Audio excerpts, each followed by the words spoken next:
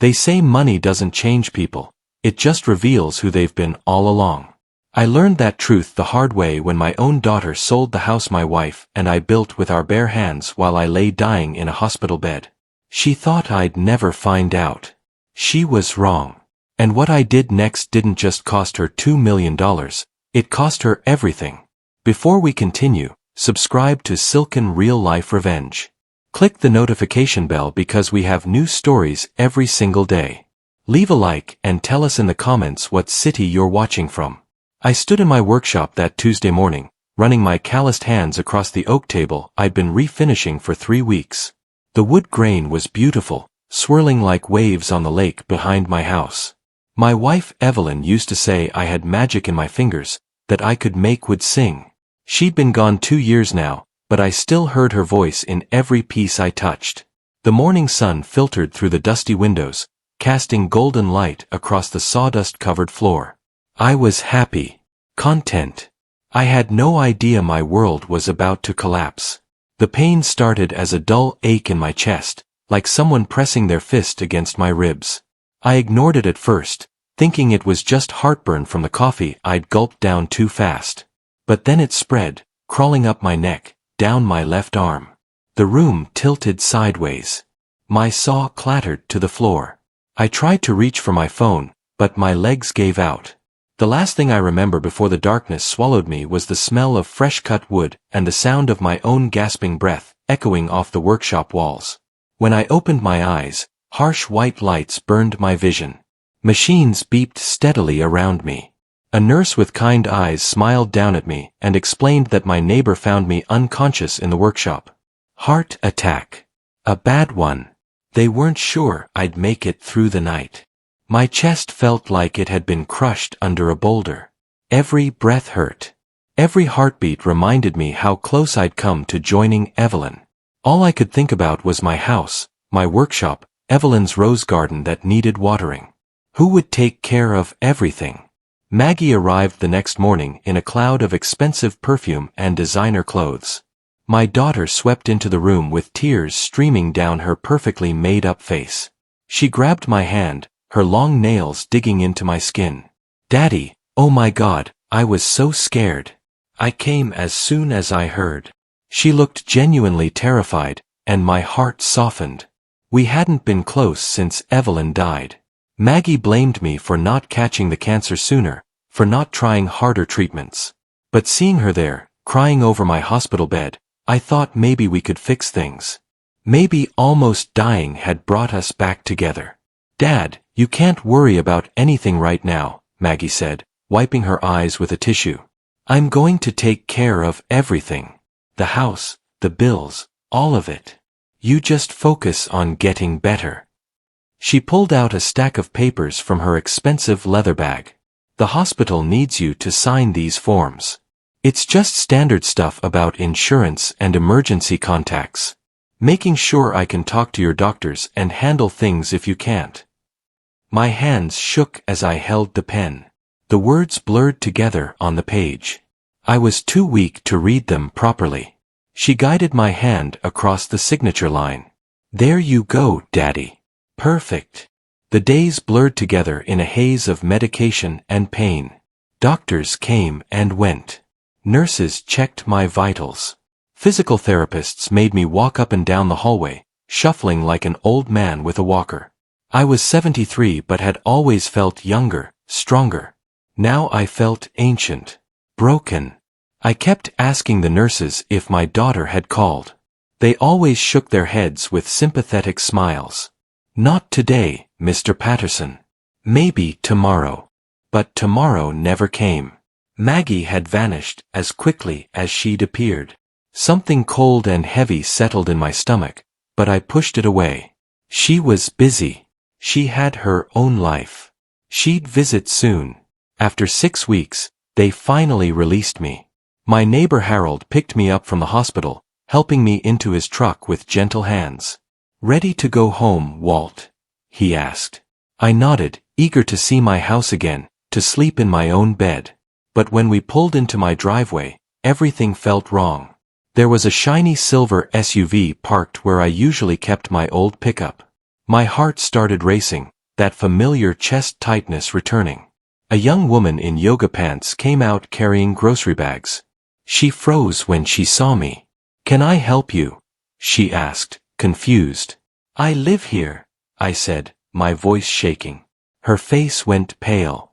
"No sir, we bought this house 5 weeks ago." I stood there on my own driveway, feeling like the ground was opening up beneath my feet.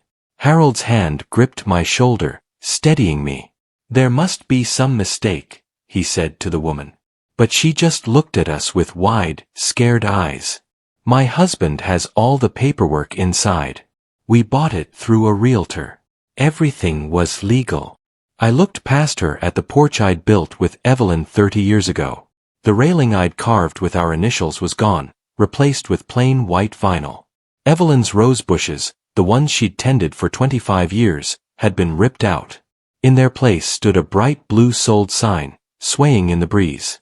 Harold drove me straight to my lawyer's office. Ben Morrison had handled all my legal stuff since Evelyn died. He was a good man, honest and careful.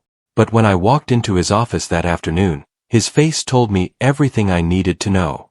He couldn't look me in the eye. "Walt, sit down," he said quietly. "Your daughter came to me 6 weeks ago.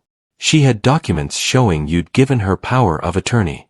She said you were dying, that you wanted to sell the house before you passed so she wouldn't have to deal with it. The papers looked legitimate." "I'm so sorry." I had no reason to doubt her.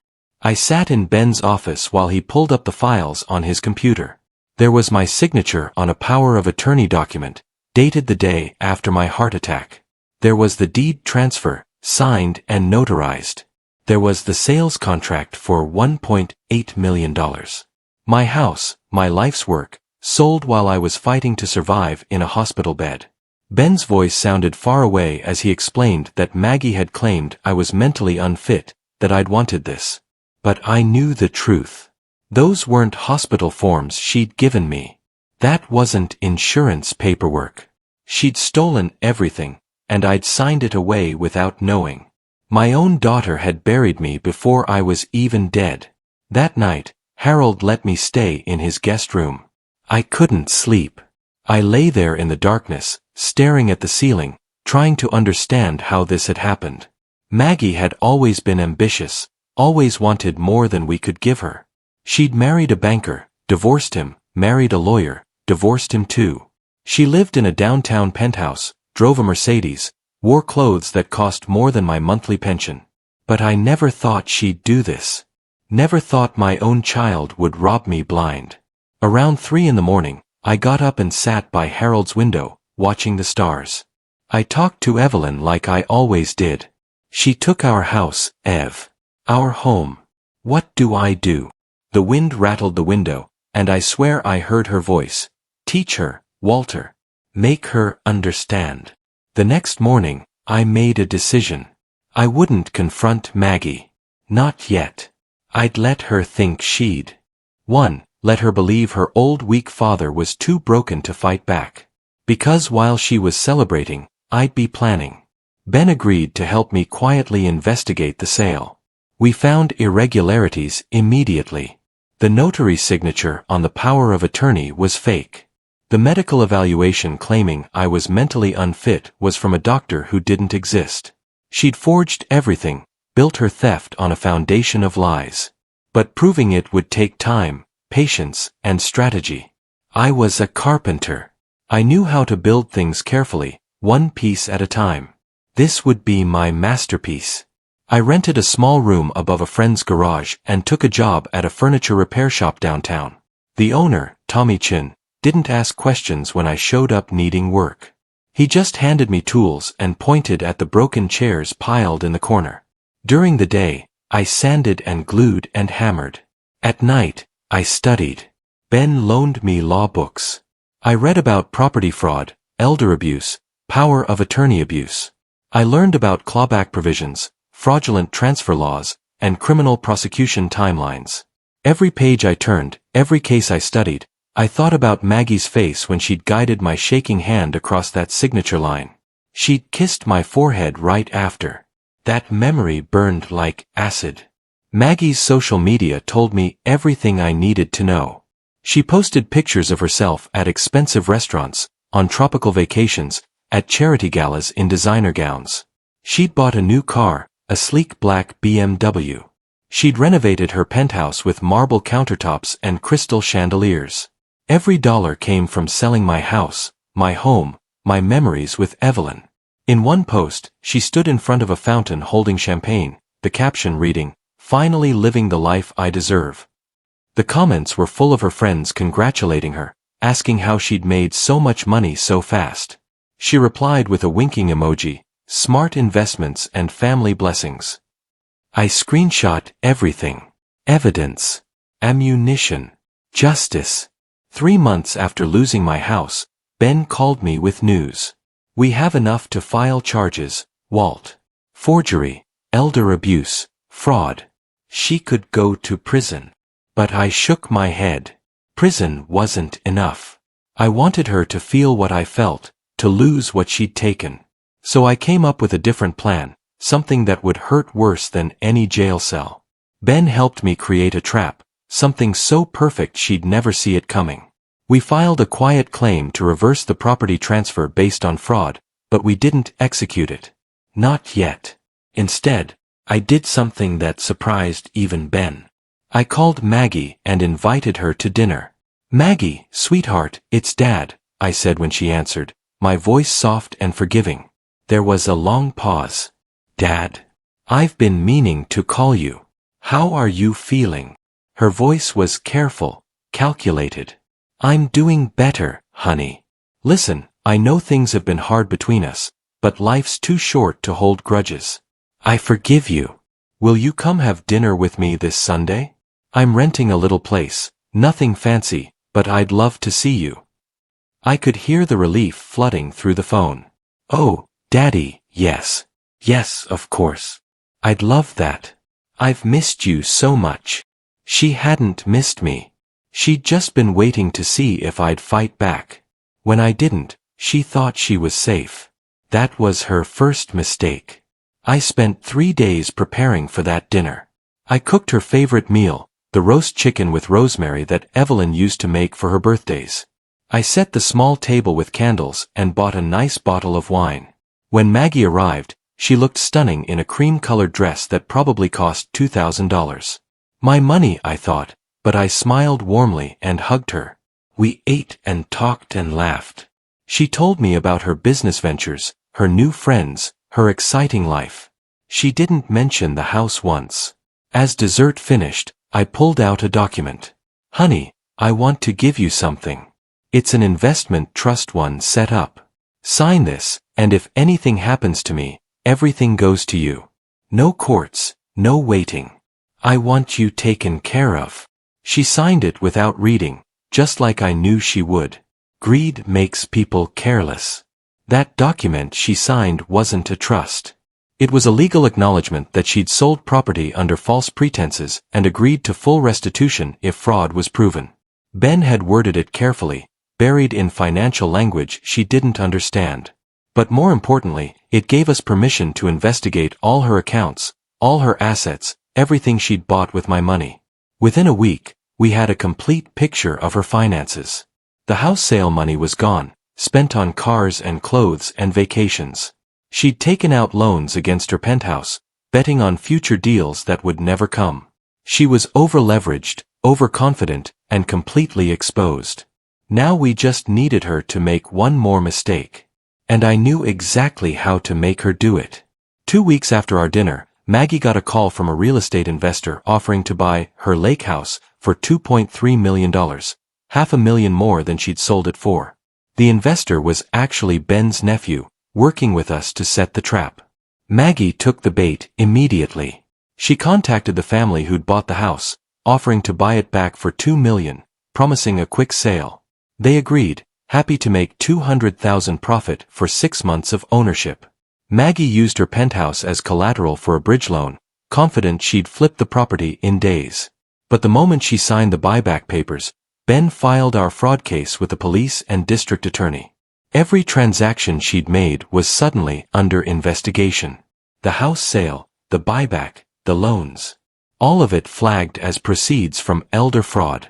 The FBI showed up at Maggie's penthouse on a Tuesday morning. I wasn't there, but Ben's investigator took photos. 6 agents in dark suits, carrying boxes of documents and computers. Maggie stood in her doorway in a silk robe, her face pale as snow. They seized everything, her bank records, her electronics, her financial statements. The charges were serious: wire fraud, elder abuse, identity theft, money laundering. Each one carried years in federal prison. That afternoon, my phone rang. It was Maggie, screaming and crying. "What did you do? Daddy, what did you do to me?" I stayed quiet for a long moment. Then calmly I said, "I told the truth, Maggie. That's all. Just the truth." She sobbed into the phone. "They're saying I stole from you. They're going to take everything. Please, Daddy, please tell them it was a misunderstanding." "Was it?" I asked.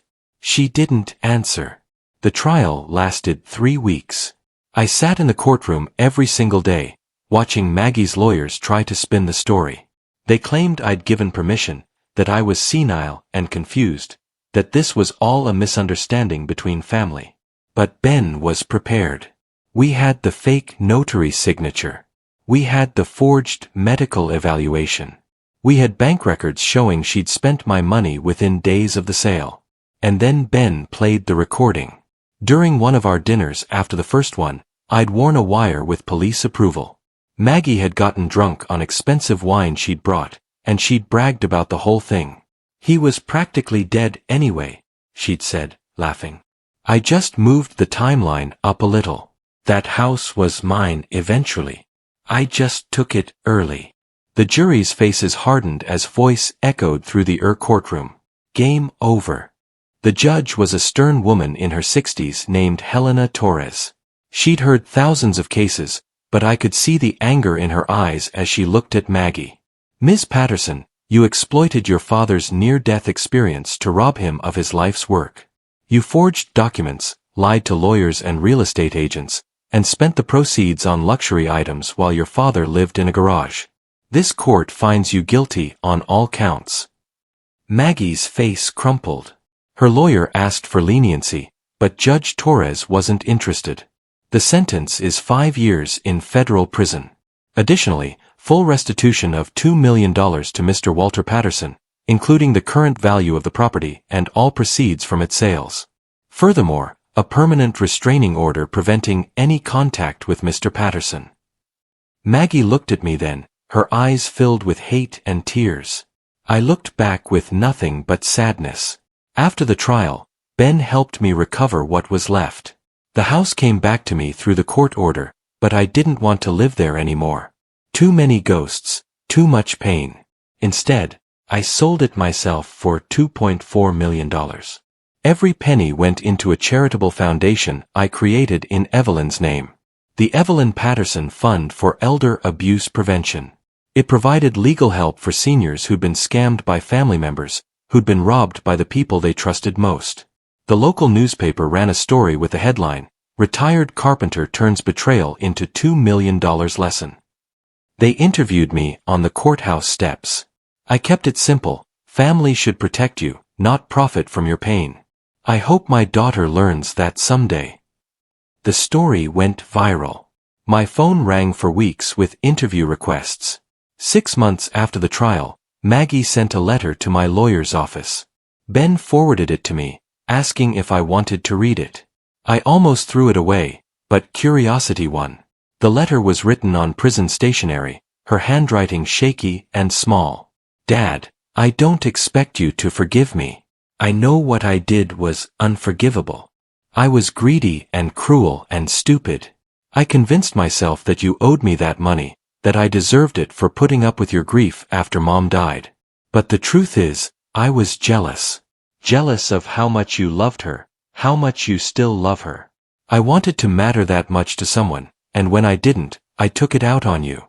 I'm sorry. I know sorry isn't enough. It'll never be enough. But I needed you to know." I read it 3 times. Then I folded it carefully and put it in a drawer. Maybe someday I'd write back. But not today. I bought a small cabin in the mountains, far from the lake where Evelyn and I built our life. I set up a workshop in the garage and started taking on custom furniture orders again. Word spread about the old carpenter who'd taken down his own daughter, and people wanted to support me. I stayed busy, my hands working wood like they always had. On Sundays, I drove to the lake where our old house used to stand. The new owners had built a bench where Evelyn's rose garden once bloomed. I'd asked them if I could carve something into it, and they'd agreed. Now, letters carved deep into the oak read, "Built by love, tested by greed, saved by truth." I sat there in the afternoon sun, feeling the breeze off the water, and I talked to Evelyn. "I did it, Ev. I taught her. But it doesn't feel like winning."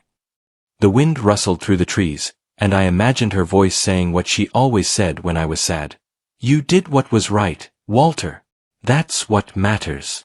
I closed my eyes and believed her. Because sometimes the hardest lessons aren't meant to destroy. They're meant to rebuild what was broken, one painful truth at a time.